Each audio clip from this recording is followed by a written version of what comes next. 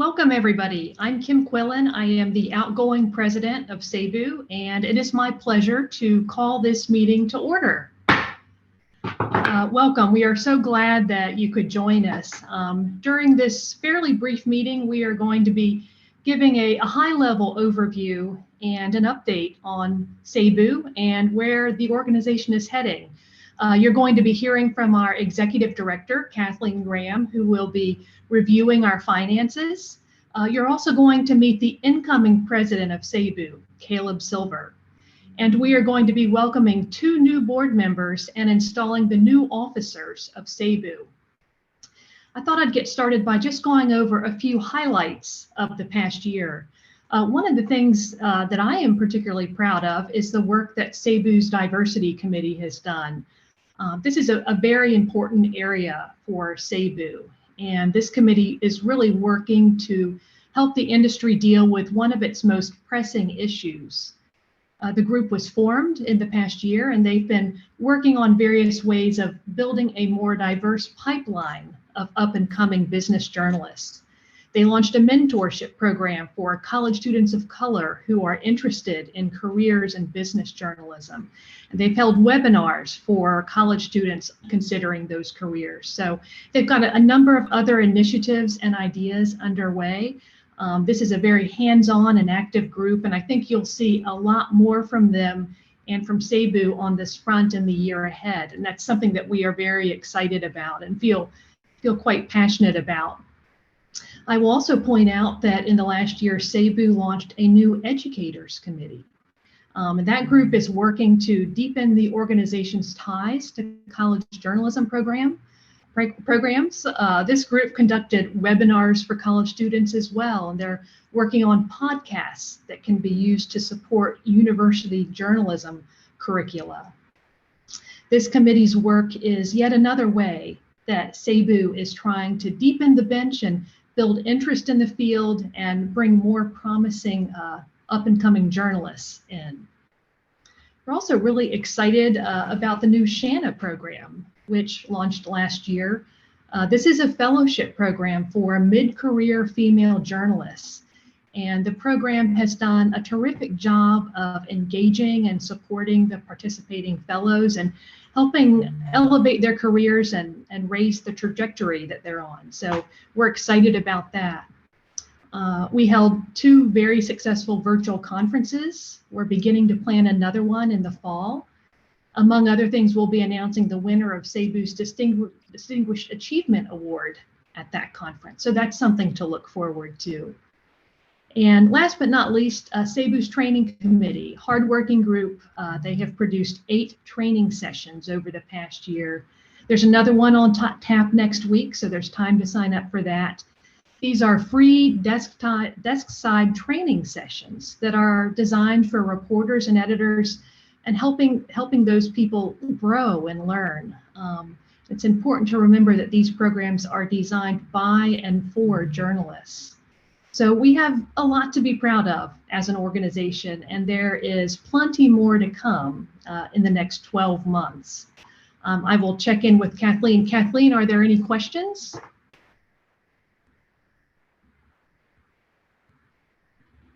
Kathleen, I think you're muted. Thanks, Kim. No questions at this time, but members, please feel free to use the chat feature. And Kim is going to come back again when she installs the officer. So if you have a specific question for her, you can use the chat feature at that time. Thanks, Kathleen. And with that, I will actually turn things over to Kathleen. Kathleen is our executive director, and she is going to walk you through SABU's finances and hit a couple of other highlights for the organization. Take it away, Kathleen. Thanks, Kim. Well, good afternoon, everyone. It's so great to see you, even if it's virtual. Kim, I do want to thank you for your steady leadership during a very difficult year. The SABU board has approved 134 new members over the past 6 months. We'd like to welcome them. Glenn Hall, the Secretary Treasurer, is leading a new membership committee for new initiatives and ideas. So thank you to Glenn. And he'll give an update in October. So tough times for the economy and tough times for newsrooms also typically mean tough times for the journalism membership organizations that work to serve you.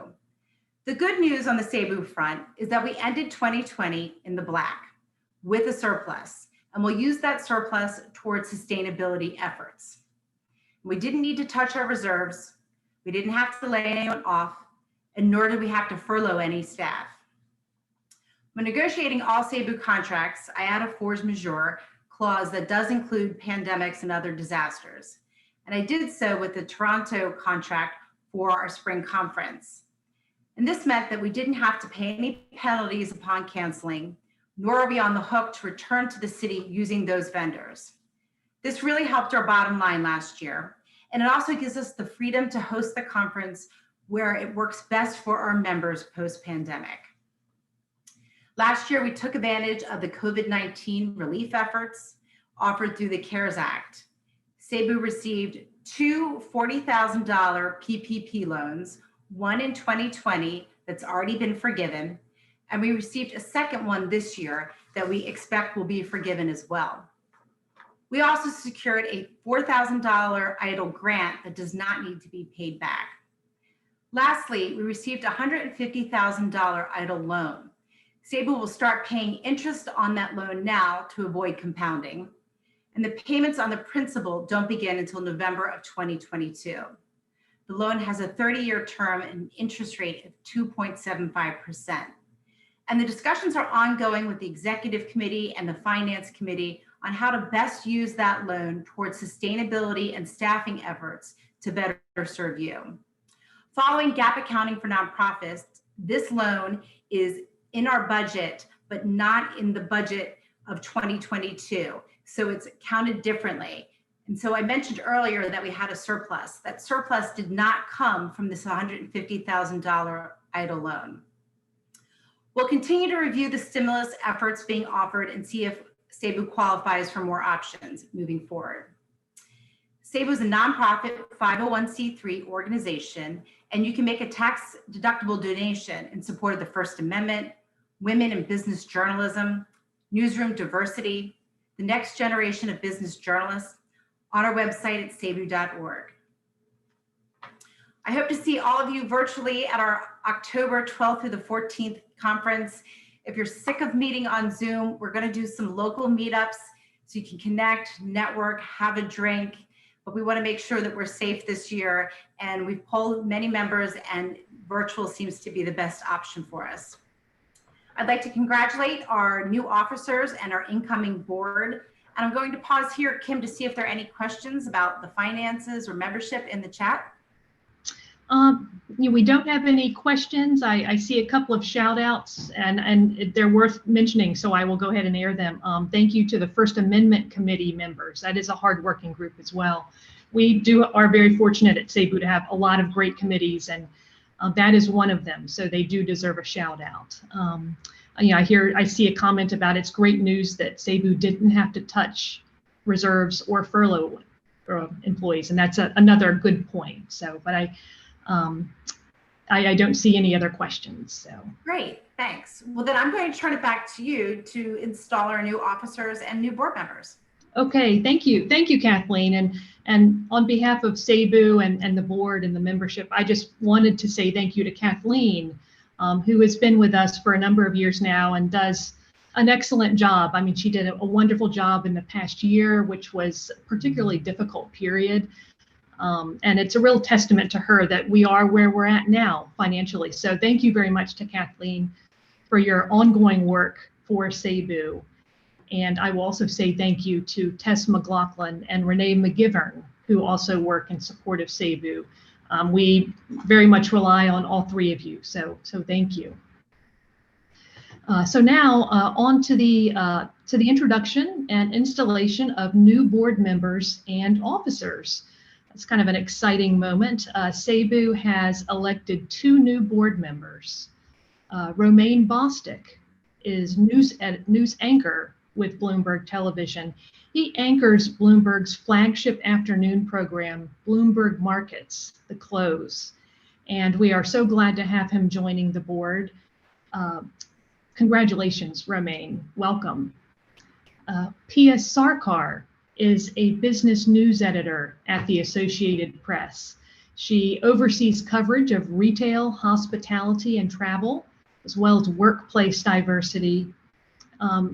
Pia is another terrific addition to the board, and we are so glad to have you. So welcome, Pia, to both Romaine and Pia. We are just thrilled to have you and really look forward to a good few years working with you. And we thank you in advance for all that you will be doing for Cebu. I should mention that Cebu, the Cebu membership has also re-elected 5 members of the board. These are incumbent candidates, and those incumbents who have been re-elected are Rich Barbieri, Deputy Business Editor of the New York Times, Matthew Goldberg, Consumer Banking Reporter at Bankrate, Andrew Leckie, an international speaker and trainer, Cindy Perman, Partnerships and Syndication Editor at CNBC.com, and Oliver Staley, Culture and Lifestyle Editor at Quartz. Congratulations to these Cebu board members. And finally, we have 3 Cebu officers to install. Caleb Silver, Editor-in-Chief of Investopedia, will be Cebu's next president. Heather Long, Economics Correspondent at the Washington Post, will serve as Vice President. And Glenn Hall, Chief Editor of Dow Jones Newswires, will serve as Secretary Treasurer. Caleb, congratulations to you and your cabinet, and I would like to officially pass the gavel to you. Congratulations. Nice pass, Kim. It's good to have this. And special thanks to you, and I'll get into it, but it's an honor to be part of the leadership of this organization that has meant so much to me and so much to business journalism over the past several decades. I think about past presidents like our first one, J.A. Livingston, who was there at the beginning 40 years ago, the first Cebu president, Myron Kendall, Larry Berger, Joanna Ossinger, Susan Wells, Mark Hamrick, Brian, and you, Kim. I know Henry's on the call here too. All the great journalists and business news leaders who have led this organization with one goal in mind: strengthening business journalism and improving the practice and the pathways for people to advance in it. A special thanks to you, Kim Quillen, our outgoing president, who helped us through a very difficult year with such grace and such professionalism. I learned so much watching you lead and working alongside you. We're grateful for your service, and we know you'll still be a part of the Cebu family. It's an honor and a privilege for me to take my place within this great organization, and I will do my very best to live up to the high standards that have been set before me. Business journalism has never been more important than it is today. You know that, you dedicate your working lives to it, and Cebu is core to that mission of business journalism and is the guiding light in our industry. It's also never been more important. I come into this role with a stacked deck, a terrific board, a murderer's row of an executive committee, and I can't wait to work with Heather Long, Glenn Hall, and Pallavi Gogoi this year. We also have an all-star executive director in Kathleen. Thank you so much, Kathleen, for everything you do for Cebu. You work so tirelessly, and you've really transformed the organization since you got here, and our best days are in front of us. And you dedicate so much time and effort to what we do with such passion and also such grace. And a special thanks to Tess and Renee as well for all their hard work and everything that they do for this organization. We need more support. We need more support for the board. We need more support for our staff. We need more support for Kathleen and her team, and we're going to do that this year. I want to welcome Romaine Bostic and Pia Sarkar to our board and thank Brad and Corey for their service as they leave the Cebu board after so many years of valuable service. Cebu is only as strong as its board, and at the end of the day, we're blessed in that department, but we're asking more of you this year and going forward. Our objective is not just to get by every year, to host great conferences, to award our colleagues, to host educational programming, and to create networking opportunities. We do all of that so well. We're really, really good at all of those things, but we need to grow. We need to grow in scale. We need to grow our brand. We need to grow our influence across business journalism, and we need to grow our influence across higher education. These goals really surround a few different things if we look at them tactically. We want to improve our financial performance. We want to increase revenue in each of the key Cebu core income categories. That's our best in business competition, our new book awards, our contributions, our memberships giving, our conference registrations, our sponsorships, our participation in general. We want to seek out new funding opportunities and grants that have deliverables that are tied to our mission of expanding business news and business education. We have great donors already in the Commonwealth Fund, the National Endowment for Financial Education, Goldschmidt and others. They've been strong partners. We need more and we want to grow bigger. We want to increase the private foundation money we take in every year by about 15%.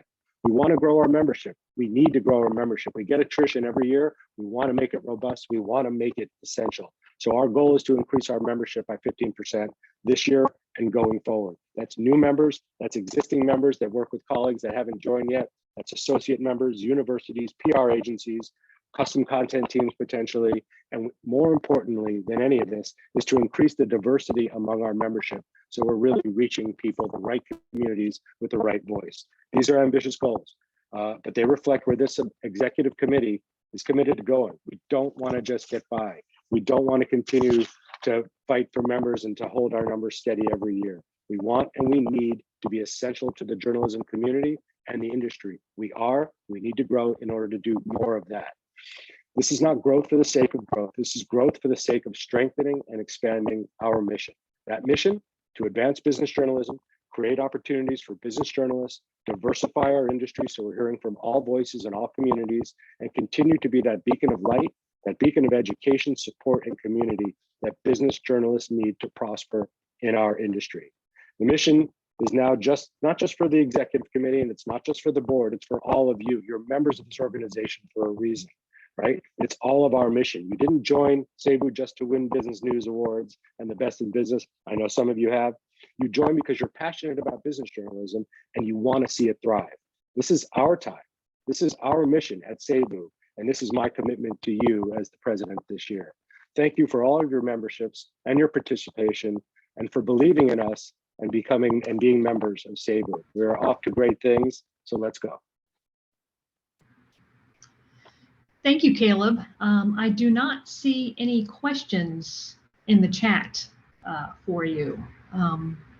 So I suppose we can go ahead and begin to wrap it. Be my pleasure to wrap it with this gavel. Folks, you know you can always reach out to us, to Kathleen, to me, at caleb.silver@investopedia.com. Our names and contacts are all over this place, but this is a conversation all the time between the board, the executive committee, the members, Kathleen. This is what makes a great organization, and we have one. So let's make this year a great year, and let's keep growing. Thank you so much, and I will call the meeting to an end.